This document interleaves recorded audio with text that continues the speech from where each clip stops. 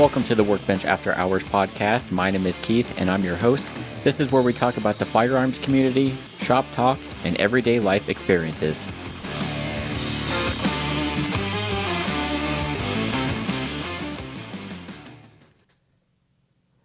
Welcome back to the Workbench After Hours podcast. My name is Keith. I have my co-host Chris over here, and we are going to talk about should you stockpile now, mainly on guns and ammo stuff, but we'll get into that here in a minute. As always, Chris is going to start us off with what whiskey we're drinking this week. Well, the special whiskey of this week is Howlerhead. We bought this not knowing it was banana flavored whiskey. Right. We opened it up. It was like, man, it smells like bananas. Poured it. Tasted like bananas too. And then we realized down at the very bottom it said banana flavored whiskey. Yeah. The monkey on the front should have gave it away, I guess. I don't know. But yeah, because we're smelling it and we're like, it smells like that banana candy. Yeah. Like Runts or whatever it was. Yeah, whatever it was, the one that's shaped like a banana. Yeah. And I'm like, it smells like that. And of course it did taste just like that too. Yeah. In the liquid form. It's not bad. No, it's more like just a one-time sip. That's about it. Yeah, like I want to have more than one glass of this in a sitting. No. It's definitely sweet. So if this would be good for somebody that isn't quite ready to drink straight whiskey on the rocks. Yeah. Kind of like I was, a year ago where I was just drinking like Jim Beam Peach or whatever. Yeah. This would be a good starter, especially if you like flavored stuff. You could drink it straight without mixing it. Yeah, I thought it was going to be pretty interesting because Dana White, I think he is the ambassador for this. So I was like, oh, let's try it. And then, yeah, banana flavored. It's definitely interesting. So I brought up a bottle of Gentleman Jack, just for when we're done with this. We're not going to pour another glass of it. It's good, but not something you want to keep drinking. Yeah. Read the bottle next time. Yeah. It's so, because where it says banana, it's at the very bottom, very, very bottom. Same print as everything. So if you're not paying attention, like we were, it happens. But hey, you can never have too many bottles of whiskey laying around. So add that to your collection of many in your basement. Yep. It definitely will go there. Right. So anything in guns this week? Not really. I just been searching for ammo and kind of like what we're going to talk about earlier. Yep. Or later. You got your Glock back now. I'll give it back to you. Yep. So we finally got that video done. I haven't really done anything yet this week. I've been in the process of changing up the office layout a little bit. You probably can't tell just by looking at this, but we have a different desk. It looks much brighter because it's a Husky workbench from Home Depot. It's cool. It's the adjustable one, but the nice thing versus the one that we had is it was smaller. I like the dark top to it. Yeah. But it wasn't long enough for three people because someone was sitting on the side, and then we had another side table kind of as a makeshift other table for the microphones to connect to. So this is a lot more nicer. Room. And then I had a black desk behind me that was from IKEA and I had forever. It's nice, but I spend a lot of my time in here during the day with the dogs because I work out of here too. And so it would show every dust, all the dog hair, everything. So I'm like, I hate this black desk. I want to find something else. So I just took the desk that we were using for the podcast and everything and just swapped them out. I brought that desk downstairs. My wife wants to use it for something else. So now I have a smaller desk over here, so it just gives us a lot more room to sit around. A lot more room for activities. Yes. Yeah. So it's nice because we're not like cramped as we were. It doesn't look like a big difference in the video where we're sitting, but it is a big difference. Yeah. And this is on wheels, so it's a lot easier to use. I have a power strip mounted to the bottom of this top to kind of help reduce the amount of cords that are running behind the camera. So it's kind of nice. Yeah. So I like it. It was not expensive and it just gives us a lot more room. I have a monitor arm that I'm waiting on because with my job, they sent me like 2 giant monitors that I don't use because I already had 2 over here. So I'm going to use that instead of having this small little laptop screen in front of us, especially for when we do like the live streams. I'll be able to have that going on a larger desktop monitor to where I can see a lot better, and then I can swing it in and out. So I can also, if I'm sitting here doing video edits or whatever, have the monitor right here, and then when we do the live streams, swing it over to here and have it out of the shot. Yeah, but still be able to see it. Be interesting to see what's it's all up. Yeah. Fingers crossed it works. Yeah. I wish I might have to move the Rodecaster Pro and stuff, but I think it'll work. So, yeah, and speaking of the Rodecaster, freaking they came out with Rodecaster Pro 2. Yeah. If anybody's into making YouTube videos or podcasts or anything, you know that the Rode Procaster is like the audio mixer to have. Yep. And it does all these cool things, and I love it. It was a little bit of an investment, but well worth every penny of it, because I use it not only for this but also every YouTube video. So it's awesome. And it's like, well, how can this really get better? Well, Rode made one from the ground up, and it's better. Yeah, there's so many more options and everything you can do. And they just released it not too long ago, and there's people that have had it and kind of testing it out. And so they were showing a bunch of different YouTube videos and live streams on it once it released. And yeah, this is still cool, and it's going to work great for what we have. But the new one just can do so much more that this one can't. So maybe someday we'll upgrade to that one. Someday. There's just a lot more stuff that you can do. And one cool thing is it has kind of a talkback feature. And I wish this one had it. So that way when, like, say, Hunter or a guest or somebody isn't close enough to their mic, or they keep moving away from it, without having to tell them or signal them somehow without it getting on the video, I can just press that button and talk into my microphone. They hear it through their headphones, but it doesn't go out to the recording. Yeah, it's a nice little feature to have. Yes, I wish we had one, but a couple of the first episodes, we had a sticky note for Hunter. Stay close to the mic, because he's one for moving all over the place and always not adjusting sitting still. Yeah, it's... Yep. But I'm interested to try yours. You have the Zoom P4? Yeah, the Zoom P4, yeah. It's basically it's another audio interface, just like the Rodecaster Pro here, only it's smaller. Yeah. And like handheld. Not quite as many features, but you can't expect that for the cost difference. But it still takes 4 XLR mics, 4 headphone inputs. Yeah. And what I like about it is, for when we go to our trip to Nashville and Jack Daniel's Distillery, we'll be able to take that with us and do a virtual podcast from there. Right there on the spot. Yeah. It's pretty sweet. Because taking this thing will be a pain in the ass, and then you got to find a way to plug it in, whereas yours takes AA batteries, and that should last long enough for a podcast that we do, and it'll be nice. Get those Samsung Q2U microphones, since they're easy, and we don't have to worry about taking boom arms and all that crap. So, just sit there and talk. Yeah. Live feeds right there in Nashville. So at some point later this summer, we're going to be doing a live, or I don't know if it'll be live or not, but we're going to be doing a podcast from either Jack Daniel Distillery, if we can get them to allow us to do it, or somewhere in Lynchburg. Yep. So I think it'd be cool, since we always talk about whiskey on the podcast. It'd be really cool to do a podcast from Lynchburg. Yeah, that'd be awesome. I can't wait. Yeah, I'm really hoping to get some good whiskey there. Yeah. Fingers crossed. Yeah, I've been hoping and praying they have the Frank Sinatra Jack Daniels. I've been searching for it.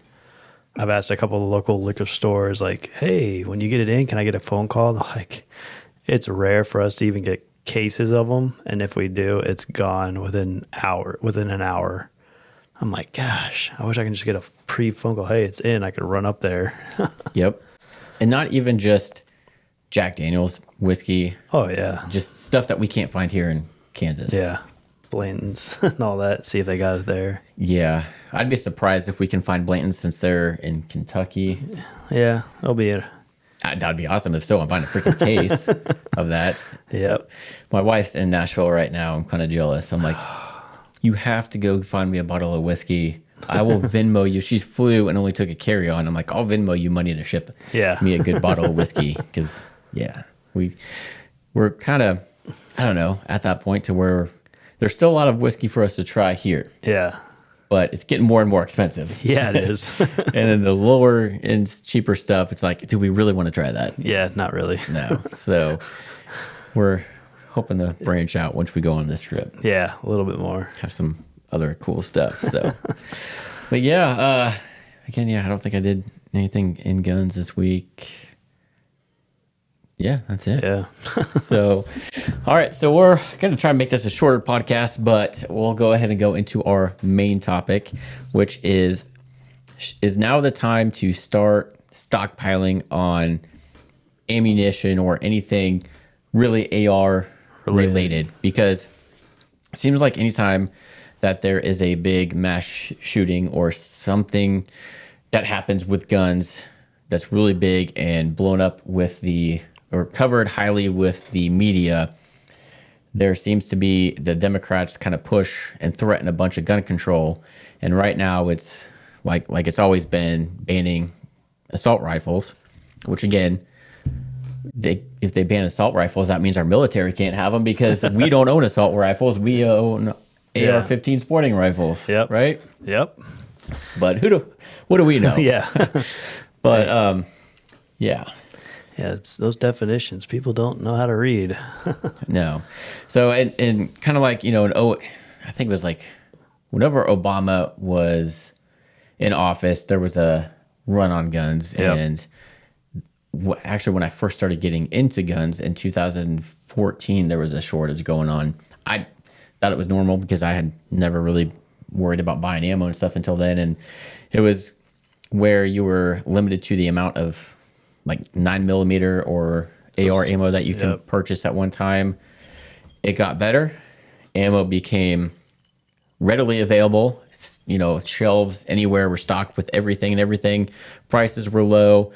I remember one Black Friday, I got 9mm, just Remington target round stuff it ended up being like 13 cents a round. Gosh. Which would be nice right about now. now a good deal is like maybe 35 is the best that you're going to find right now, cents a round. Yeah. So 13 cents a round back then. Yeah. If I would have known 2020 would have happened, I would have bought a hell of a lot more at that price.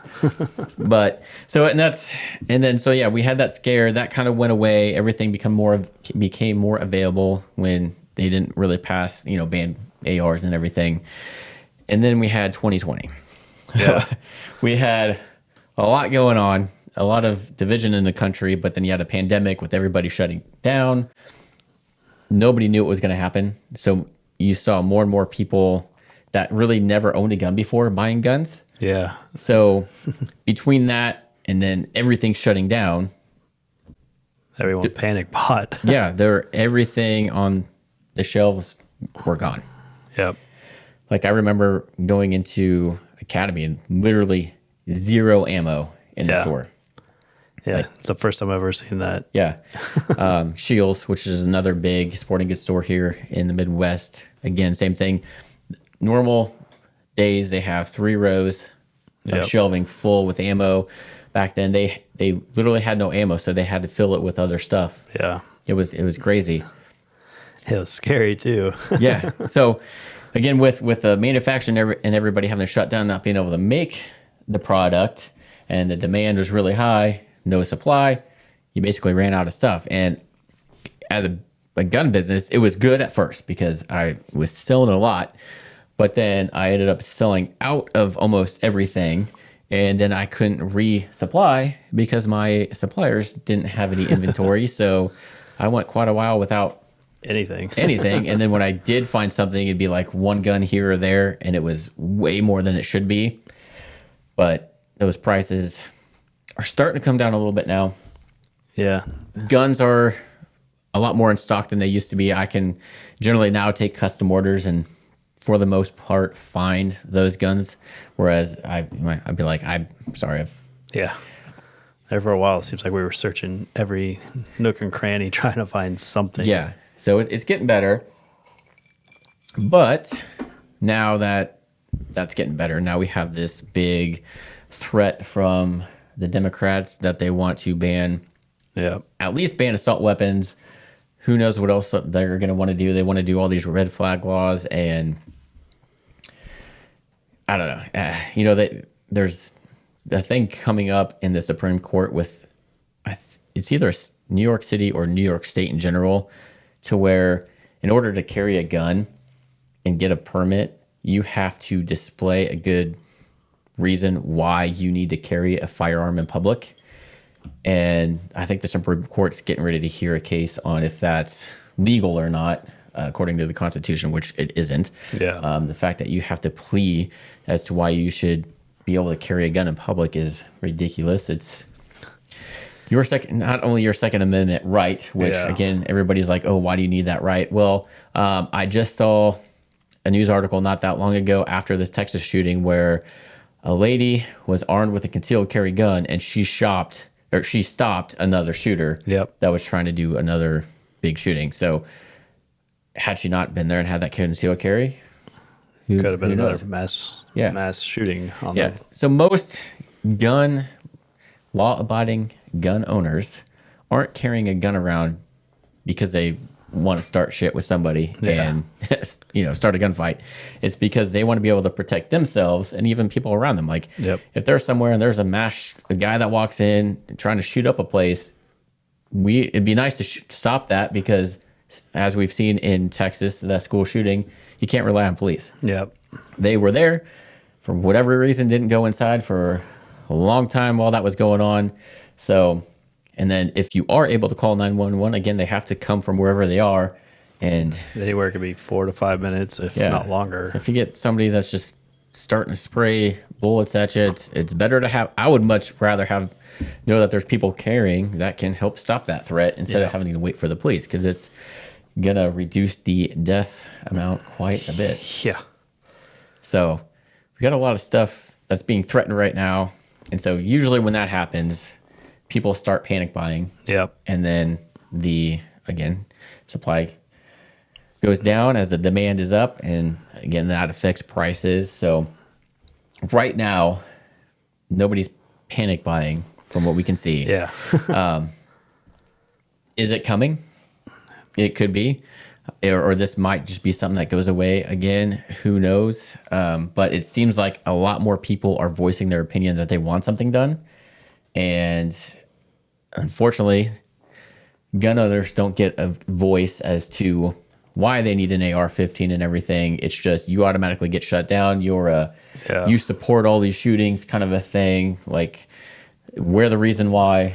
So we really can't say our reasoning to politicians because they think we're the problem, where it's not us, it's people in general. Like there's so many people that are just fucked up in the head that are doing this. It's somebody, I mean, they're obviously wanting to do harm, so they're going to find a way to do it, whether it's with a gun or not. Obviously, I think what they've found out so far is this guy with the Texas school shooting bought it legally, the rifle. Yeah, I heard that, and I also heard that he talked about doing a school shooting prior, and the police just came and talked to him, and that was it. But as soon as he turned 18, he went and bought the rifle, and then he ended up doing what he was talking about, what he was going to do. It's like, So is it really on the public, or is it more on the police than them not really taking it into effect? Like, oh, you're just saying this as a joke. Like, they need to start taking this stuff serious. Oh, yeah. Because this has been multiple times now that they've known ahead of time that this person's had problems and has threatened, and they don't do anything about it. They're just like, just a kid. Yeah, he doesn't know what he's talking about. He's just saying stuff. Yeah, well, maybe that'll change. But everybody's calling for action. Something needs to change. Well, having more gun laws isn't going to prevent that, because he can find a different way to get a gun. You could definitely find a way to get it illegally. He just happened to get it legally. There's, other than his Facebook stuff, he doesn't have a record, so there's nothing that's going to pop up. So universal background check, I think, is what their main goal with that is. Anytime you buy a gun, you have to go through a background check. So there won't be any, because right now you can privately sell guns to people and it'd be fine. they probably wanted, I think the universal background check is to get rid of any private sales to where anytime, whether you hand it down to your kid or say your grandfather hands down a gun to his son or grandson or whatever, generally right now you don't have to do a background check on that, but I think they want to make it to where you have to. So, because I'm like, what would they add to the universal background check that's not already going through the system? Yeah. So I think that's what they mean by universal background check is to get rid of private sales. Private sales. Whatever. I know a lot of Second Amendment people that don't like that. If that would make everybody happy, I would be fine with that. Yeah. Like if you're doing a hand-me-down, generational hand-me-down, that probably shouldn't warrant that. But private sales, like if you go to gun shows, there's still people looking for private sales. But for the most part, most dealers now are like, hey, you have to do the paperwork. We're sorry. So the gun show loophole is still there a little bit, but not as much as it used to be. No, yeah. So if that would make everything go away or appease everybody for now, I would be fine with that. Yeah. More so than the red flag laws. Yeah, the red flag laws, I think, that's just asking for trouble. Yeah, because anybody could call anybody out and say they're a threat, and all of a sudden... You got police banging down your door in the middle of the night, and I guarantee you most people, if you had someone breaking into your home or banging down your house and you don't know about it, there's going to be more than just of arrest. There's going to be people dead and casualties will be taking place because you break into my house without any warrants or anything like that. It's not going to be pretty because I think you're going to have caused harm on my family, and I'm not going to allow that. Oh, so you're saying a lot more Wacos could happen. Yeah, pretty much. So yeah. So, but anyway, should you be preparing for another shortage on ammo and probably AR stuff? So like we usually see the strip lowers go out of stock because that's the main part you need a dealer for. You can find parts online or anywhere else to build that out. Yeah. So I always like to say have a spare strip lower in your safe because it doesn't hurt. Yeah. Especially if now that prices have come down, they're relatively back to normal in pricing. So why not just buy it from a dealer, actually if you buy it from an actual dealer, you don't pay a transfer fee, but if you buy it online, have it shipped, transfer fee. Yeah, we only charge $20, so that's not a huge deal. I've heard people charge it up to $60. It's crazy. But it does not hurt to just have a spare receiver or even spare AR parts sitting around because, you're always messing with your AR, parts break. You want to try something different on there. So I always recommend having spare parts. That and the springs, they like to fly and you don't know where it lands and sometimes hard to find. So yes. So I have like a little container in my garage and one of my drawers to my toolbox filled with springs, detents, trigger springs, like everything. Obviously because I've built quite a few guns, so you kind of collect that stuff. I've built a rifle out of spare parts before. Yeah. I think that's anytime you have spare parts, like, I guess got to build another one. Darn. Mm-hmm. And if say like, they ban ARs, but then there's a grandfather law. So you still have yours. You can't buy anything else. Well, if yours breaks or a part breaks on yours, you need to have spares. It's good to have spares in case you can never find any. Yep. Or if, they're still legal, but you can't find the parts because there's so much demand, you don't have to wait forever have the part to change out. Like I have 2 extra bolt carrier groups sitting in my safe just because those can fail or your at least bolt can fail. So that way you have spare stuff. So it's good to have spare stuff, spare barrels. Barrels aren't that expensive. You can find them now. Yeah. You used to not be able to find them back in 2020 and 2021. Yeah. So it's if you have the means and are able to set some extra money aside, buy some extra AR parts, have those sitting aside. And then I like to have at least 1,000 rounds of ammo per caliber. Yeah, that's what I try to aim for too. It's at least 1,000. I'm nowhere near that on some of mine, like my 45 ACP. I maybe have like 300 rounds. Yeah, I got a couple, like my 6.5 Creedmoor, I think I've got 120, and my little 380, I've got maybe 200. But every time I go to the store, I usually try to, every paycheck or whenever I get paid, I'll go and try to buy at least a box or two of whatever round, just so I know I have it. So, and stock up that way. I think that's the easiest way. You get paid, go buy a box or 2 boxes of ammo and put it in your safe for a rainy day. That adds up after a while. Yeah, it really does. Like, I was doing that for my AR, and like, I think after like 3-4 months, I had well over 1,000 rounds. So yeah, because now you're starting to see them for around a little like $11 a box. I've seen it down, about $11 a box. Yeah, so even if you go buy 1 box a week or 1 box every 2 weeks and just stack that in your closet or ammo can, that'll add up over time. And then if there is a run on ammo again, you at least have some stacked up. Yeah, and you're not like freaking out because, oh, I don't have any ammo, can't find ammo anywhere. Yeah. Kind of like 2020, I don't think anybody realized what was going to happen. So a lot of people that were even gun owners didn't prepare for that, because who would have thought that it would have been, there's been a lot of runs on ammo before, like we said, but nothing to that extent. Yeah, that was nuts. Like the 22, I think, was the last round that was like that. You couldn't find 22 for the longest time. But when this hit, it was like you couldn't find anything. Surprisingly, 22 was the only first one to come back. Yeah. So it was weird. And then you started 9mm, 223, actually 223, and then 9mm. Yeah, it's bad.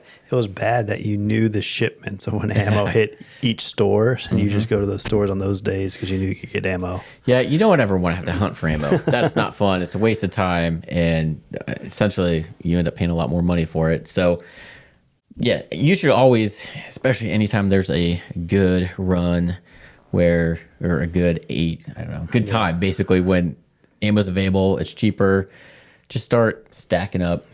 Stocking up if you can. And what I like to do is I like to stock up as much as I can per caliber, and I have a long-term storage area, and then everything that I know I'm going to set aside for target shooting, I keep in a different area. So I have in a closet here or in my safe downstairs, I'll have, a few boxes of whatever I tend to shoot. So I tend to shoot like 45, my AR stuff, and a 9mm. So I have spare boxes right there. So I know I have that to go to the range and use that. But then everything kind of long term, I have downstairs in a cool, dry environment inside ammo cans. And that's just my backup. I like to rotate occasionally. Just ammo, as long as you store ammo correctly, it will never go bad. Yeah. So don't worry about that. Store it in an ammo can, put some of those silica packs or something in there, and it'll last forever. Yeah, I even put mine sometimes in Ziploc. I'll take them out of the box, put them in like a Ziploc, and seal them that way, then put them in the ammo can. Yeah, so whatever.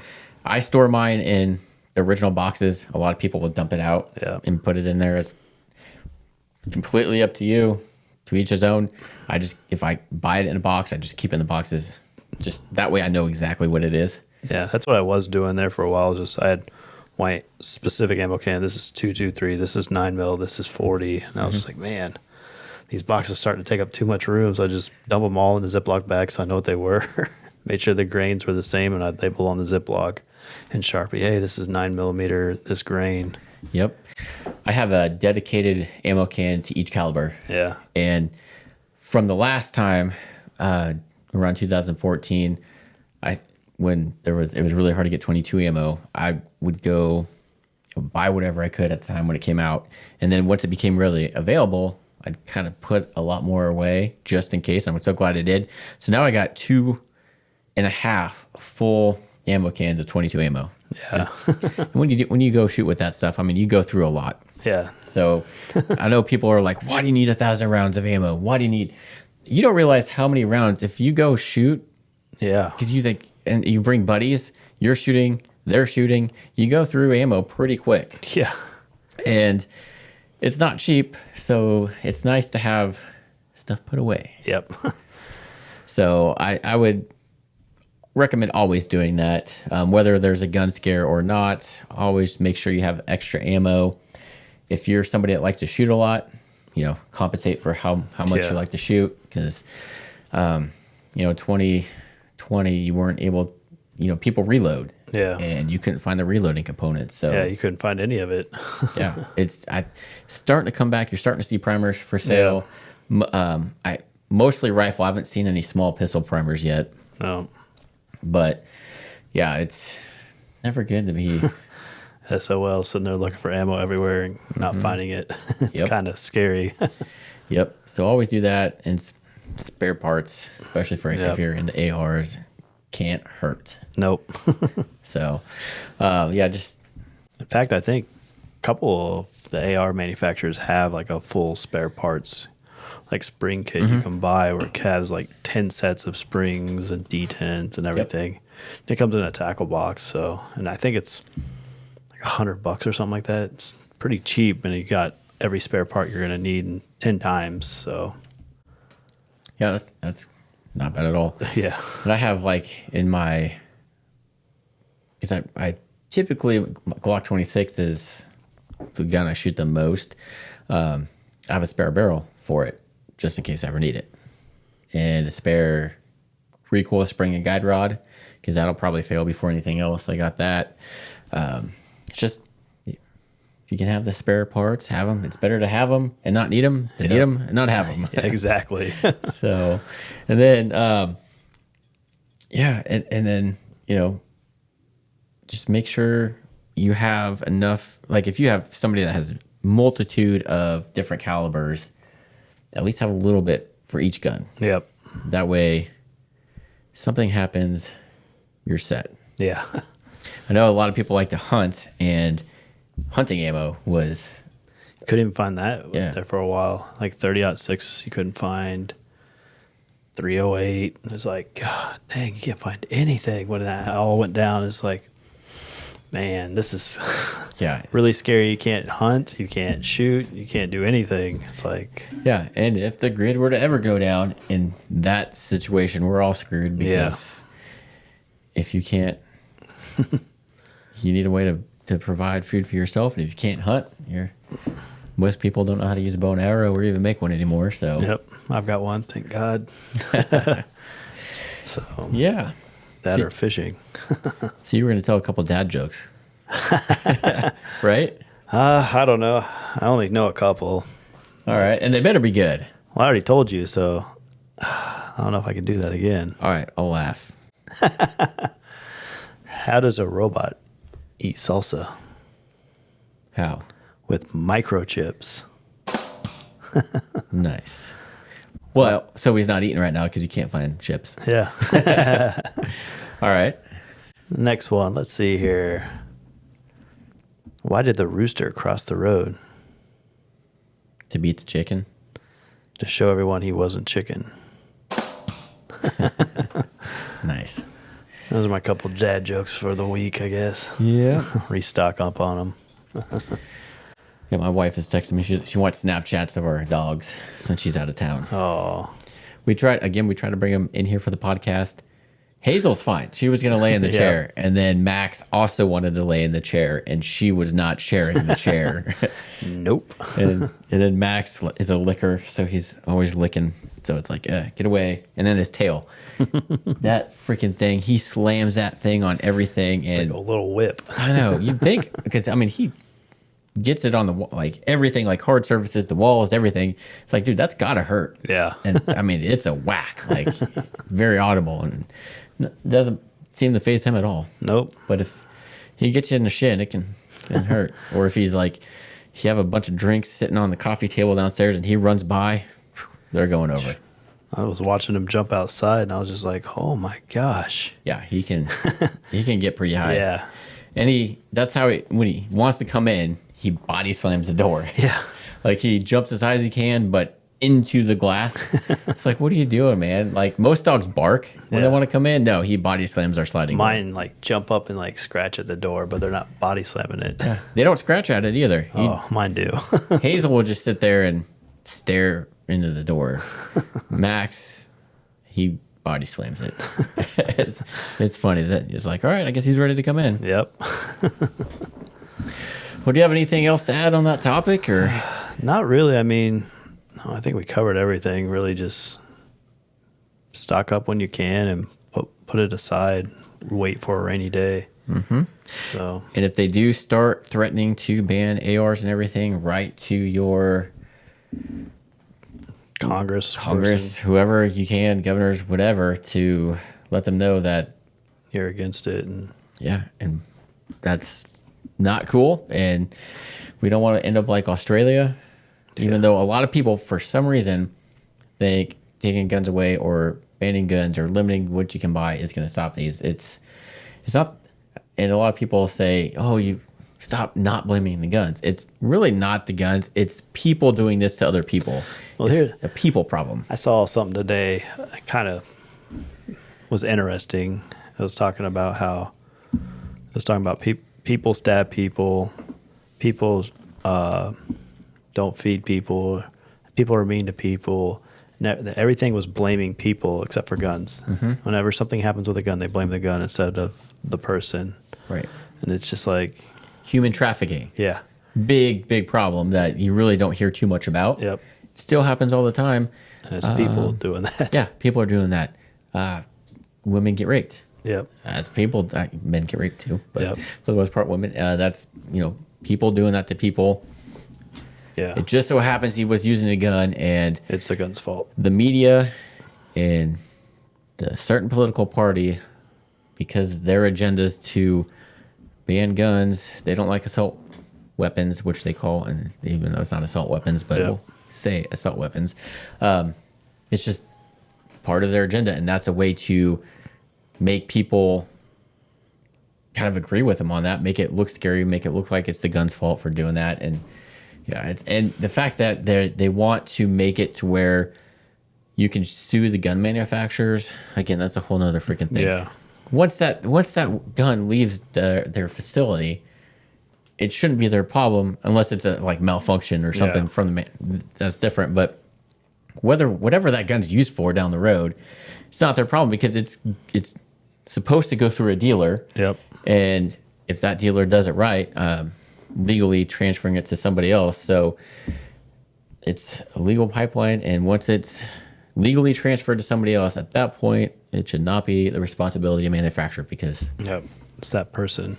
Yeah. Again, same thing. You can't sue car manufacturers if somebody runs people over. Yeah. So it's, and they hate hearing that argument, but that's the truth. It's people doing it to people. There's evil people out there. So we need to figure a way to stop people from doing this to other people. Yep. And I'm pretty sure my gun doesn't have legs and can just walk up out of a safe and go. Oh, I have one that walks around the house. It patrols. Oh yeah. Yeah, it walks itself. It's pretty cool. And like I have it to where at a certain time it'll start walking away around, and then if it hears noise, the flashlight kicks on. It's pretty cool. Wow. You should get one. Yeah, I probably should. It came with my electric car. Yeah. Remember Joe said it has the trampolines for when it runs people over? Yeah. Yeah. Yeah, I don't know. I just need to quit blaming objects and start blaming people for their actions, and they need to take responsibilities for their actions. Hunter's texting me. He just came back from out of town. I'm going to show him that we're doing a podcast. Jeez. Yeah, he's been busy. He's been hard. He was sick, and your brother had to fill in, and then something happened the week before. Yep. And then he's gone. He actually came back earlier, but they were at the lake, so we thought we would just do it us two and make it a little quick one about what we talked about. Stockpiling. Yeah. Yeah. Anything else to add? I don't think so. I think we covered it good. Cool. And check out my second channel, Shotgun Studio, on if you are interested in anything production wise. If you're somebody that has a YouTube channel or a podcast or looking into getting that, I'm going to be doing a lot more stuff over there because it really doesn't fit in with the gun channel. I wish I could keep it all on one channel, but people, coming for gun stuff don't necessarily want to see a microphone review. So go to that second channel. I'll be doing more. I only have, handful of videos up now, but I'm gonna be doing more. And especially once I get that screen, that monitor mounted, I'll be able to do some kind of tutorials on how to video edit. And I think I'm gonna do a video on like how to do a podcast with minimal gear and kind of go back to showing our first like setup and everything. Yeah, because our very first podcast never got it. I still have it, but it never got released. Yeah. Chris and I did one, and we literally had an iPhone, a computer, and 2 mics, and that was it. Yep. Both microphones were USB running into the computer directly. We recorded the audio in GarageBand and the video on the iPhone, and just one camera angle. So I didn't like that. I didn't want it to go live because that's back when we were still growing out our beards for the Chiefs season. And I watched it, and like the whole time I'm just doing this. Playing with your and I'm beard. like, that's annoying me. If anybody else watched, I don't know if it annoy anybody else, but to me, I'm like, the fact that I keep going like this the whole time is annoying. I'm like, we need to redo it. Yep. And that's when we ended up getting the boom arms. And I think I didn't have the Rodecaster Pro yet. Nope, not yet. So we're still running it through the computer. Yeah.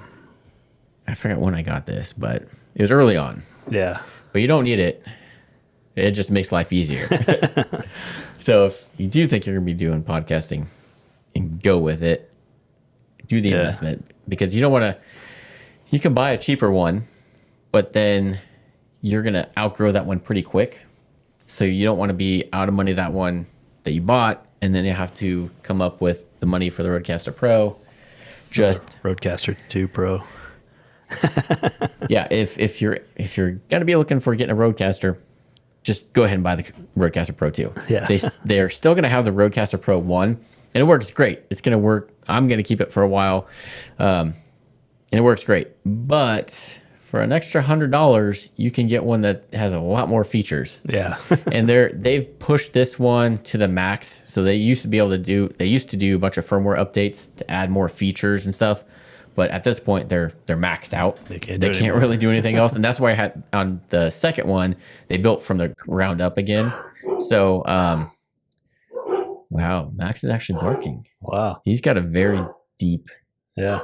He rarely barks. Huh.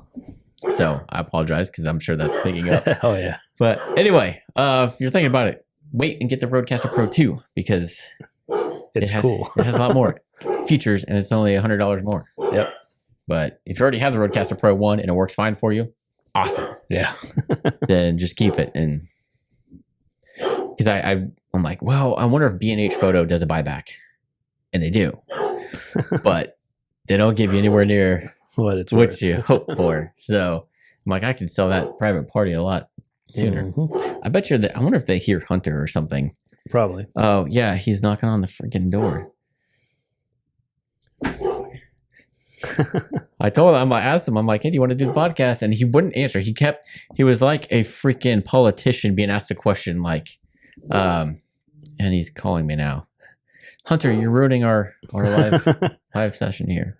Not live, but it's recorded. Anyway, we're gonna wrap it up because the dogs are barking. They're going crazy. Sure, that's getting annoying. So we appreciate you guys watching, tuning in. Hit that like and subscribe button on our YouTube channel. Check out Shotgun Studio and hit that follow button on the audio only podcast and give us a review because I'd like to see how you're doing, or if there's anything you guys want us to talk about or have any questions on anything, let us know. Yes. You know, we can always talk about stuff that you guys want to talk about. Yeah. So we're up to anything. Heck yeah. Cool. All right, guys. Thanks for watching, and we will catch you on the next episode. Have a good one.